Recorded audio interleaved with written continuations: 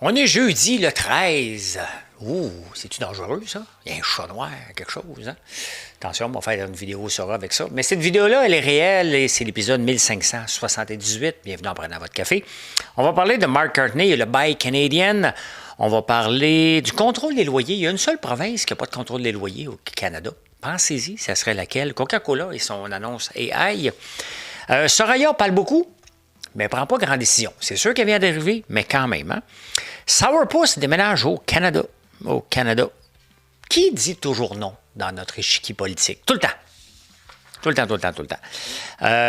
Anthropic va être plus profitable que OpenAI. TVA qui coupe encore. Kraft dit que ça va pas aller bien bientôt.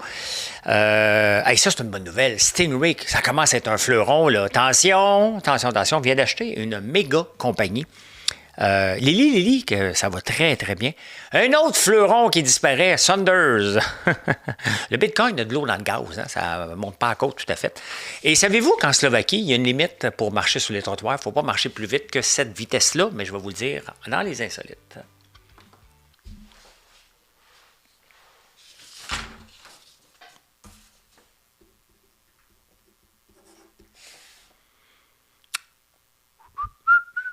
Ça n'a pas marché? Ah ben, ça n'a juste pas marché. Ça va pas bien, mon affaire. Pourquoi ça n'a pas marché, cette affaire-là? Ça aurait dû marcher, ça n'a pas marché. Ben, écoute, je suis là, je suis là. Hey, je fais plus de chansons de Pain Méchambeau. Vraiment longtemps, je ne veux pas vous énerver avec ça. Mais il y a une chanson qui m'inspire, puis il y a quelqu'un qui m'a demandé une chanson, je vais le faire juste pour une fois, OK? Et c'est la chanson que j'écoute beaucoup dernièrement. J'écoute, là, je suis parti sur Gérard Lenormand. Et la chanson, c'est parce qu'avec la neige qu'il y a, là, je me souviens de ces matins d'hiver dans la nuit sombre et glacée, quand je marchais à côté de mon frère sur le chemin des écoliers, quand nos membres encore tout égouttent. OK, c'était juste one shot. OK? Moi, je réponds aux demandes des gens. Je suis là pour ça. Je m'excuse déjà pour vos pauvres oreilles. Ah, ben regardons ça, ça vient de décider de partir. 8 minutes plus tard.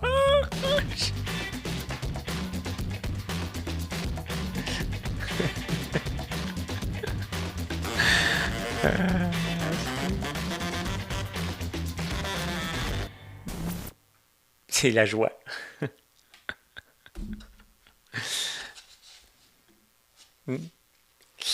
Vivre, faire des shows et contrôler ça tout seul, vous pouvez voir toute la difficulté. Hein?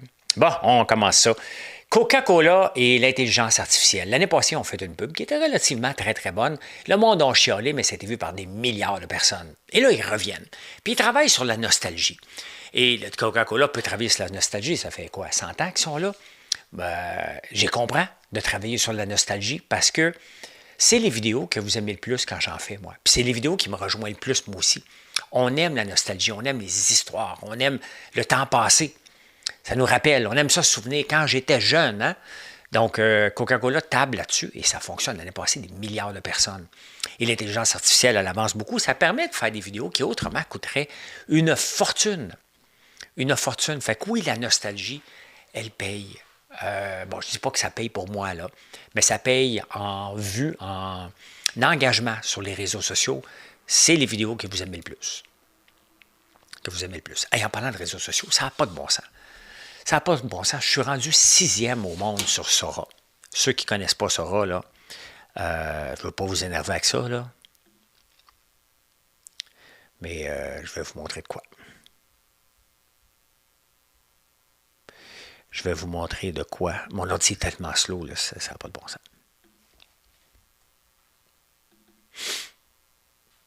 Sora. Donc, est-ce que ça me dérange qu'il y ait des vidéos sur l'intelligence artificielle faites avec moi? Non, parce que j'essaie de contrôler ce qui est bon et ce qui n'est pas bon. Regardez ça, je vous montre ça. Ça ici, c'est le leaderboard. C'est pas le mien, ça, c'est toutes les vidéos. Là. Et quand je regarde ici, pas ici, ici, le leaderboard, je m'en viens ici, et je suis 6e au monde pour le trending Cameo. Je ne suis pas le 6e au point de vue de follower, là. Je ne suis pas Snoop Dogg, je ne suis pas Jake Paul, là, mais 6e trending de Cameo. C'est énorme, les amis, puis je vous remercie pour ça. C'est pour ça que ça ne me dérange pas, parce que je vois qu'il y a des gens de partout dans le monde, ça ne me donne pas de la paye, ça ne me donne rien, là, tu sais. Mais à force d'en faire, Sora puis toute la gang, ils regardent ça, là. Ils doivent se demander, mais c'est qui ce gars-là au Québec qu'on ne connaît pas, puis qui est dans les trending au monde? C'est au monde, les amis, là. Sora, là, il y a quand même il doit y avoir une couple de millions d'usagers là-dessus, là. Donc, merci. Donc, est-ce que ça me dérange? Ben non. Est-ce que ça va m'emmener quelque part? Je ne le sais pas, puis je n'ai pas d'attente. Si ça m'amène quelque part, tant mieux. Si ça ne m'amène pas quelque part, ben l'arrêt aurait été le fun pendant quelques semaines. Tout simplement. Mark Carney qui lance un autre bail canadien. Hein? On ne peut pas être contre, là. On est bail québécois, puis on bail la petite nation, puis bail François Lambert. On est achat local. Mais il faut quand même faire un petit peu attention lorsqu'il arrive des appels d'offres, puis il faut prendre la compagnie au plus bas soumissionnaire, puis l'acheter de la compagnie canadienne. Je vous rappelle que Arrive Cannes, avec 2 employés dans un sous-sol, a gagné un contrat de 60 millions avec Justin Trudeau au nom de choisir une compagnie canadienne. Il faut faire attention. Pour un produit, acheter d'huile de tournesol québécoise et François Lambert, on s'entend, c'est facile. Tu achètes un bien, c'est ça. Des services, faisons attention. Acheter du pétrole canadien, 100% avant du pétrole américain. Ça, ça va de soi, là. Mais pour le reste, faisons attention. Ça peut déraper assez rapidement. Puis il peut y avoir des compagnies, parce qu'il ne faut pas oublier qu'il faut donner des contrats aussi aux Autochtones. Donc, c'est pas une invention, là. C'est là. Ou des compagnies avec un seul autochtone, d'un frère, de l'autre, puis tout le reste en arrière, ce pas des Autochtones qui travaillent, donc il y a un prête-nom. Donc, il y a tout ça aussi qu'on a mis en place sous Trudeau qui font déraper certains contrats et qui ne respectent pas les règles. On ne veut pas d'autres scandales. On ne veut pas payer plus cher s'il y a un contrat qu'on peut aller chercher aux États-Unis. Oui, mais qualité et prix en premier. C'est très dangereux de choisir que des compagnies canadiennes pour des services. On veut ça, là. On peut prendre des compagnies extérieures, mais des gars, il faut prendre l'acier du Canada, des genres de choses comme ça, mais faisons attention. Faisons attention. 9 provinces sur 10 ont des contrôles de loyer. Le saviez-vous? Québec en a, Ontario en a. Une seule province n'en a pas. Elle s'appelle l'Alberta. Regardez la prospérité de l'Alberta. Le prix des loyers à Calgary, entre autres, est 2089, il est 1500 ici, mais le coût de la vie n'est pas le même non plus. À Vancouver, le prix des loyers est 3000$, puis à Toronto, 2700. Calgary qui a un gros boom encore. Donc, pas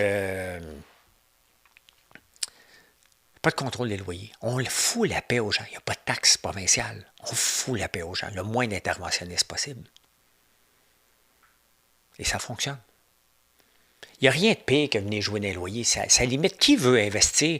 Je ne sais pas vous autres, là, mais achetez des portes. Là. Vous êtes game avec un marché boursier qui rapporte du... comment je l'avais, là? Je l'avais montré, celle-là. Qui rapporte beaucoup, là. Faut que je vous le remonte, là.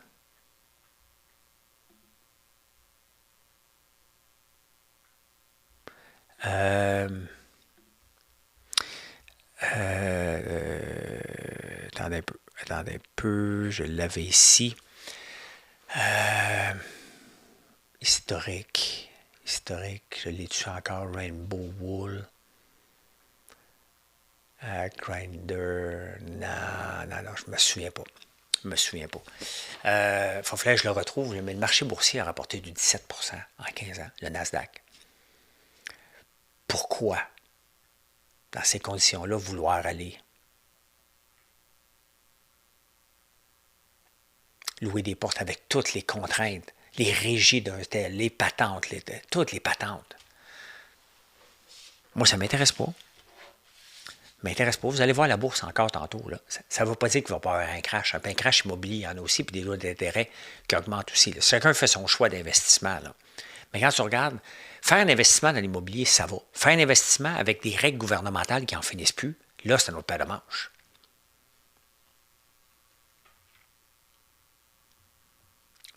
Bonne chance. Je ne sais pas quand est-ce que ça va arriver, ça.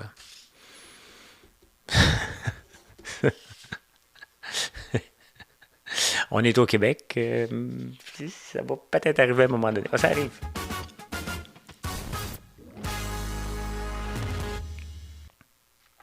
J'ai toujours eu 1000 problèmes techniques ici. Il faudrait que je comprenne à un moment donné. Il en reste rien qu'un. Il en reste rien qu'un.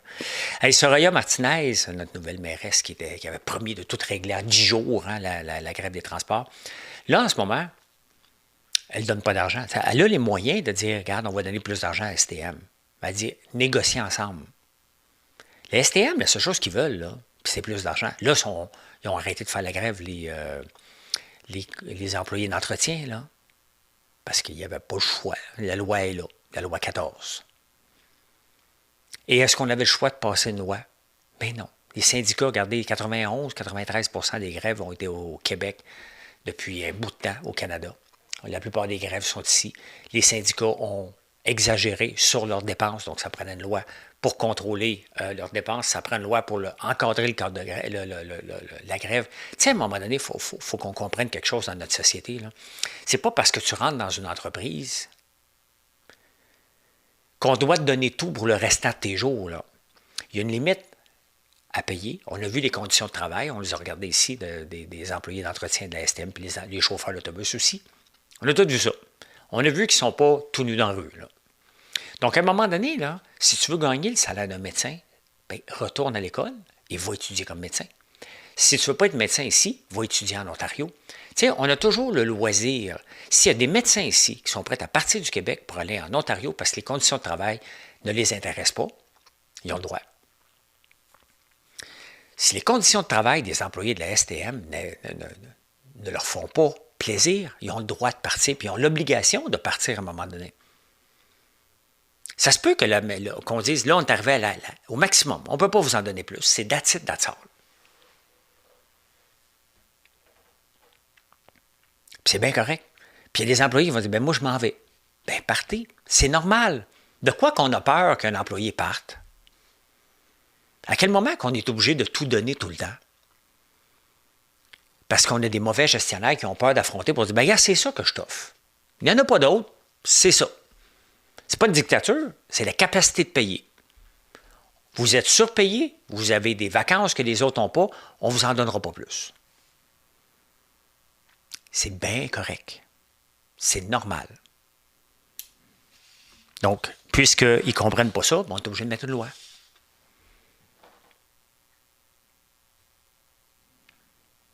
Hey, sourpuss, je ne bois pas ça. Ça doit être dégueulasse, bien raide, avec de la boisson. Là. Mais ils ont été boycottés par la SAQ qui les a retirés des tablettes. Fait que, tu sais, il y a du bon côté aussi. Les autres ont dit, ben, t'es peu, là, on va venir s'installer ici. Fait qu'ils sont venus s'installer dans l'est de la ville, la Maison des Futailles. Donc, pour pouvoir re-rentrer dans la SAQ, qui vendait à peu près 1 million par année. Donc, vous voyez, il y a quand même des bons côtés. Puis le boycott, là, c'est fait par les SAQ, mais nous autres, ici, on a décidé qu'on n'achetait plus. Donc, il y a des compagnies qui disaient, moi, je veux faire affaire ici, je vais venir m'installer ici. Ça marche des deux bords, là. Ça marche des deux bords, ça aussi. Bon, c'est pas une grosse compagnie, là. Mais il y a des compagnies qui regardent, puis moi, je veux continuer à faire des affaires. Puis il y a des compagnies québécoises qui n'auront pas le choix de déménager aux États-Unis. C'est ça le protectionnisme que ça donne. Ça donne rien, mais c'est ça que ça donne. Chacun pense qu'il va attirer des emplois, mais dans le fond, c'est juste des emplois qui sont déplacés, là. Il y a des gens qui vont venir s'installer ici, il y a des gens, des entreprises ici qui vont aller s'installer là-bas. C'est tout, là.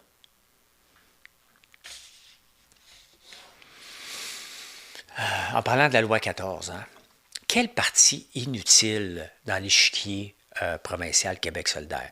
Toutes les autres parties ont dit, oui, regarde, on est d'accord. Parce qu'à un moment donné, il y a des millions de Montréalais qui se déplacent avec la STM. Il faut trouver un autre terrain d'entente que de négocier comme ils le font en ce moment. Tu ne peux plus faire la grève. Tu as décidé, tu vas travailler là, pour un monopole, pour un oligopole, puis tu dis, ouais, je suis syndiqué, mais je n'ai pas le droit de faire la grève comme les autres. C'est bien parfait. Est-ce que la Cour suprême va l'accepter? Ça, à un moment donné, on verra bien, là. Mais à un moment donné, c'est parce que tu ne peux pas. C'est pas comme si moi, je suis syndiqué, puis je donne pas ce que je veux aux employés, puis dire, ah, on va se mettre en grève, tu n'en vendras pas pour le temps de Noël de l'érable, qui est notre grosse... Comme là, moi, si j'étais syndiqué, là, puis j'avais des employés qui n'ont plus de convention collective, qui sont fâchés, c'est là qu'il ferait la grève. C'est ma grosse période, là. Donc, il ferait grève en ce moment, vous ne pourriez pas acheter vos produits, c'est pas grave, pas la fin du monde, vous allez en acheter d'ailleurs. Ce ne sera pas la même chose, mais vous allez en acheter d'ailleurs. C'est aussi simple que ça. Là, j'ai avantage à plier puis tout vous donner. Mais ça se peut, j'ai une petite crotte. Ça se peut que une petite affaire qui passe mal dans la gorge. Puis après Noël, quand ça va ralentir, ça se peut que je vous retourne tout chez vous. Que je fasse un petit peu moins de vente intentionnellement. Parce que ça joue des deux bords, là. Des fois, tu sais, on a moins de ventes, mais on garde les gens, on avance sur d'autres produits. Là. Je ne suis pas syndiqué, mais vous voyez comment ça fonctionne? Bien, si vous faites chier l'employeur vous dit « Ah oui, parfait, bien voilà. » Puis là, la convention collective, tu ne peux pas retourner quelqu'un chez vous. Moi, je ne signerai jamais cette affaire-là. C'est normal. Je ne l'ai pas. Pourquoi? Parce que je travaille comme un... C'est demandé dire comme un chien, mais vous le voyez, là, je travaille comme un fou. Pas tout seul, mais toute l'équipe. Pour s'assurer de jamais avoir de downtime. Pour toujours garder le même nombre d'employés. Pas augmenter, pas diminuer.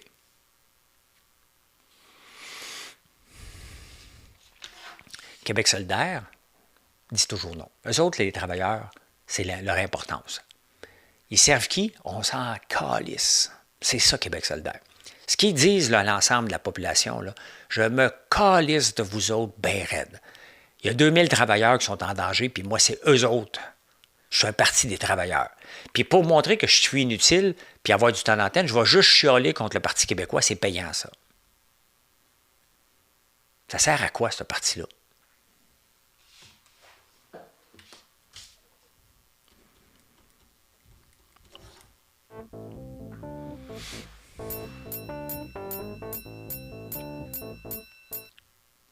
Bien. Il y a plusieurs joueurs dans l'intelligence artificielle, il y a DeepSeek en Chine. Il y a ChatGPT qu'on connaît. Il y a Gemini de Microsoft.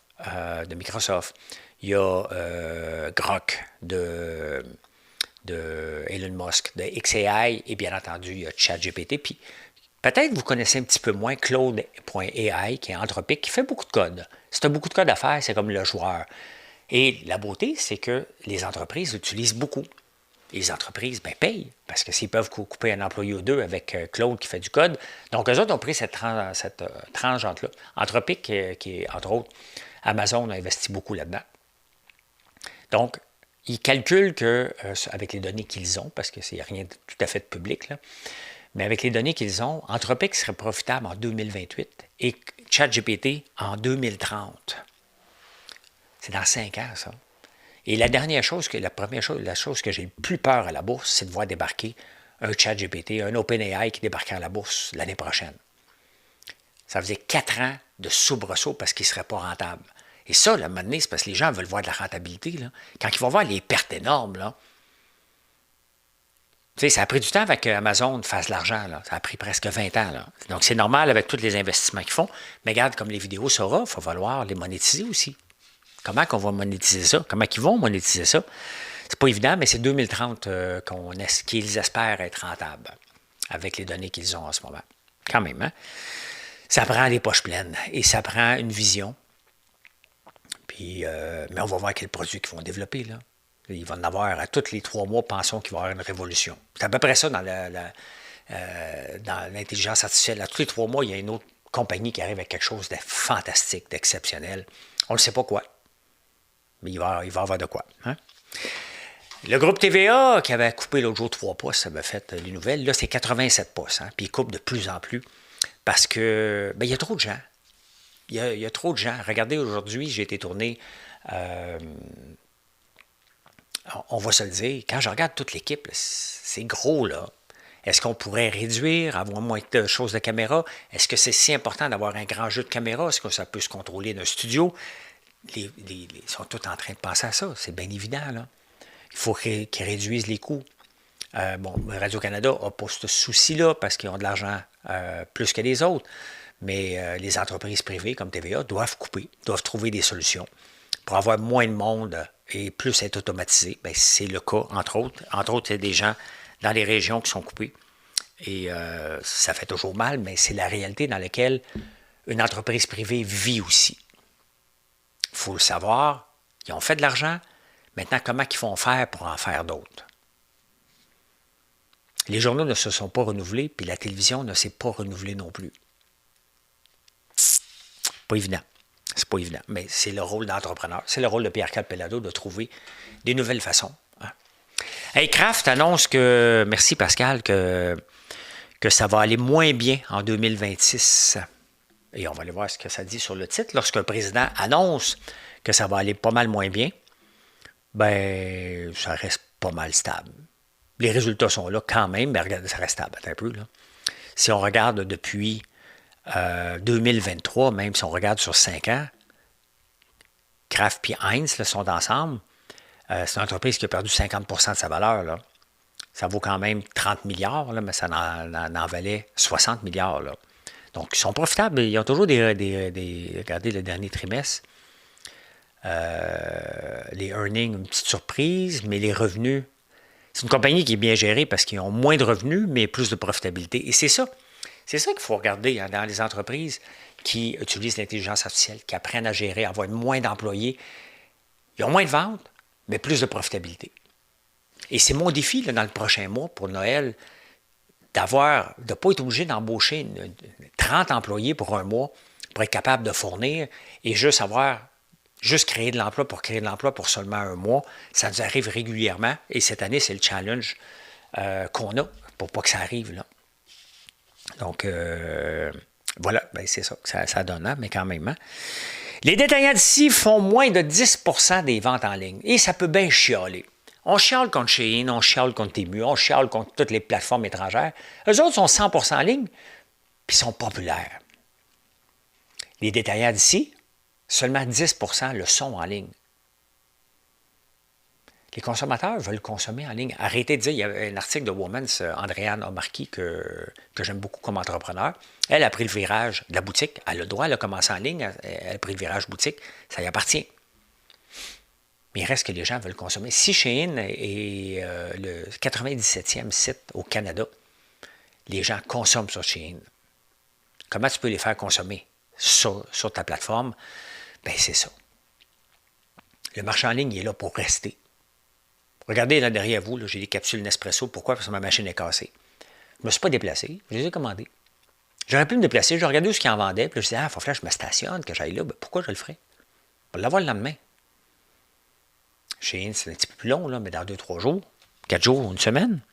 Mais quand tu regardes ça, puis ils vont sortir dans les journaux, bien là, ils nous enlèvent de la business. Ben oui, mais commence par être sur le web. Commence par te battre, fais de la promotion, va sur TikTok, fais des choses, là. Avant de chialer, il faut que tu ailles faire ce que le consommateur veut. Si ça ne marche pas, ce que tu fais, mais pourquoi chialer encore que le gouvernement vienne mettre des bâtons dans les roues à une entreprise étrangère? Parce qu'on fait travailler des enfants? Personne ne le sait, ça. Il y a peut-être un morceau de neige qui a été fait par un enfant, mais celui que vous achetez, probablement, peut-être pas. Vous ne le savez pas. C'est pas juste une rumeur, c'est vrai, là. Mais vous ne le savez pas, vraiment. Vous vous basez sur les détracteurs. Un peu comme ce qui se passe avec les médecins en ce moment. Les médecins ont l'appui de la population. Pourquoi? Parce qu'ils ont fait de la propagande. Les gens sont pour le changement de François Legault, mais les médecins ont fait tellement peur aux gens que la population voudrait que François Legault recule. On a fait de la peur. De gérer par la peur. Vous n'aurez pas plus de services si le gouvernement reculait sur la voie 2, puis il ne reculera pas, là.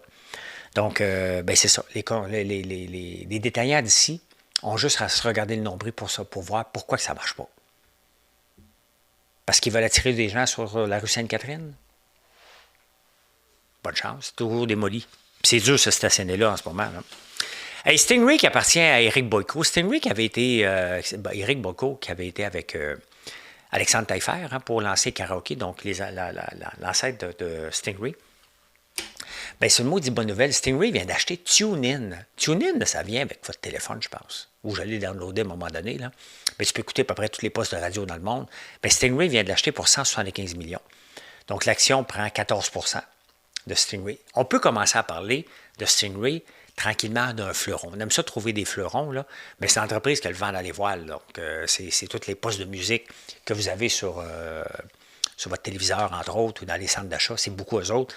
Et bien, c'est le fun de voir qu'une entreprise québécoise se promène en prédateur, un peu comme Couche-Tard.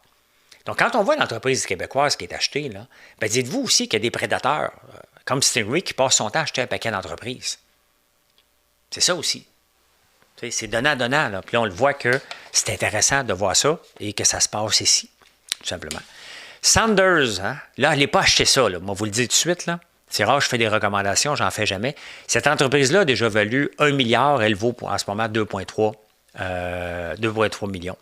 Et bon, c'est en faillite. Puis qu'est-ce qui se passe quand c'est en faillite? Bien, vous en achetez des actions. Je ne vous comprends pas. OK? Cette compagnie-là a annoncé qu'elle fermait. C'est final bâton. Et comme d'habitude, OK?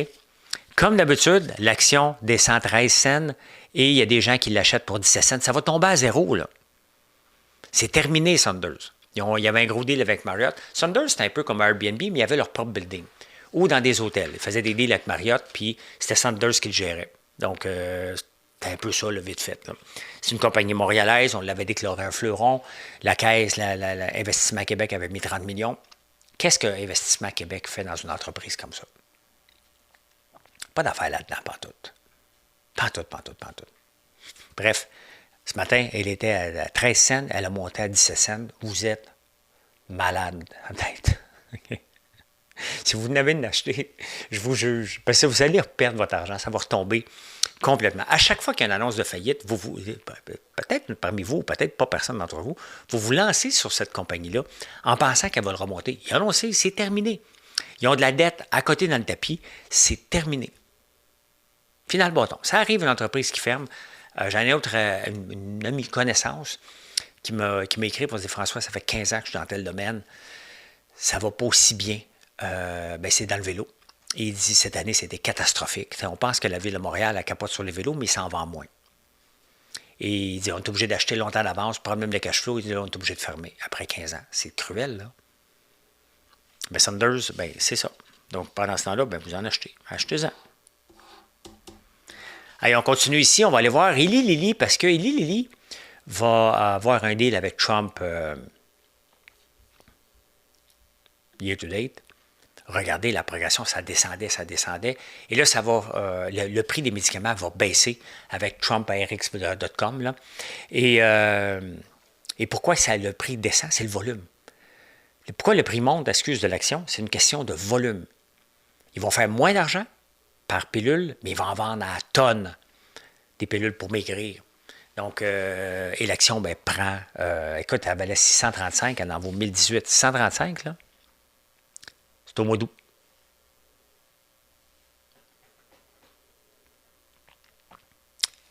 Toute une augmentation, on parle de 40 d'augmentation, là. J'en ai par la bande. J'ai un fonds qui en a. Bien content. Bien content, je ne l'ai pas directement. Qu'est-ce qu'il y a d'autre ici à vous montrer? Il y a le Bitcoin. Hein? Le Bitcoin, le Bitcoin s'en va en bas de 100 000. Il faut regarder la tendance à un moment donné. Là. Regardez-là encore. Il essaie de monter, il monte à 105, puis pouf, il redescend. C'est que ça.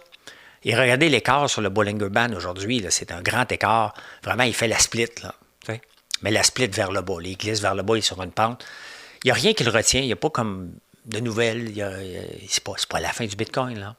C'est un repli comme le Bitcoin est capable de faire, comme il a déjà fait, et c'est normal. Il y a peut-être des occasions d'achat qui se passent en ce moment, mais définitivement qu'il ne s'en va pas à 13 millions cette année, ni à 175 000 cette année. Là.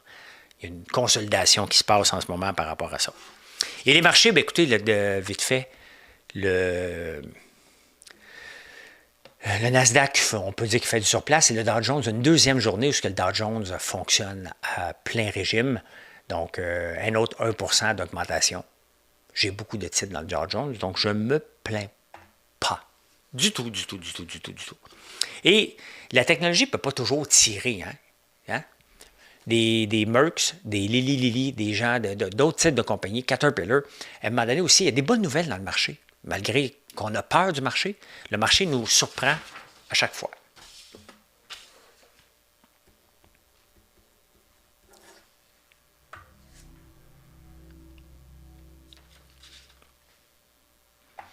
Ça vous tente d'aller prendre une petite marche sur un trottoir à Slovaquie? Hey, soyez pas pressés, même si vous avez envie de, on va dire comme toutes les vidéos Sora, là, caca. Hein?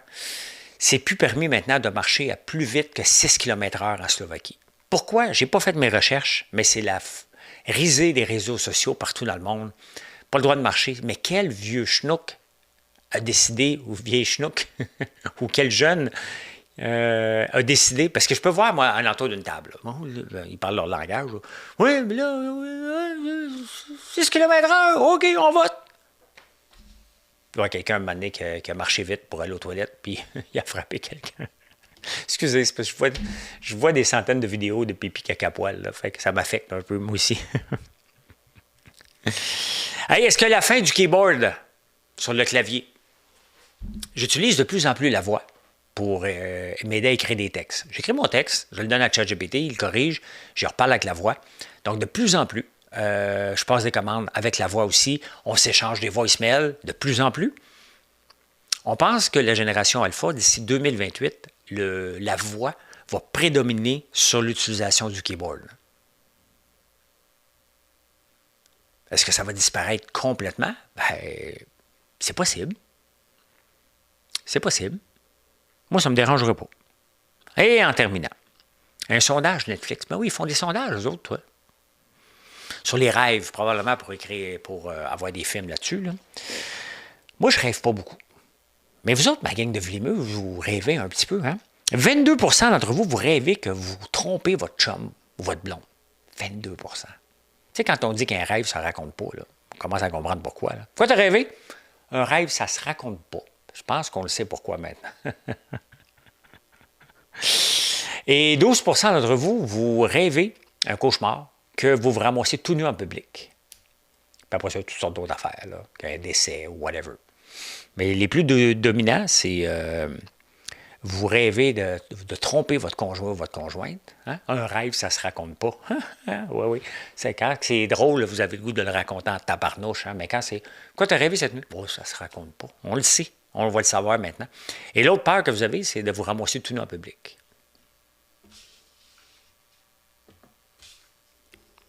Mission accomplished. Bien, merci d'être là. Je vous souhaite une excellente journée. Puis venez donc nous voir sur françoislambert.one, tant qu'il est ici. Hein? T'es là jusque-là. Oh, on va aller voir. On va aller faire une petite visite. Notre savon au kaki est sorti. Notre savon qui aide pour les odeurs corporelles est enfin disponible. Très fier de ça. On va le taguer dans la vidéo. Allez, bye, bonne journée.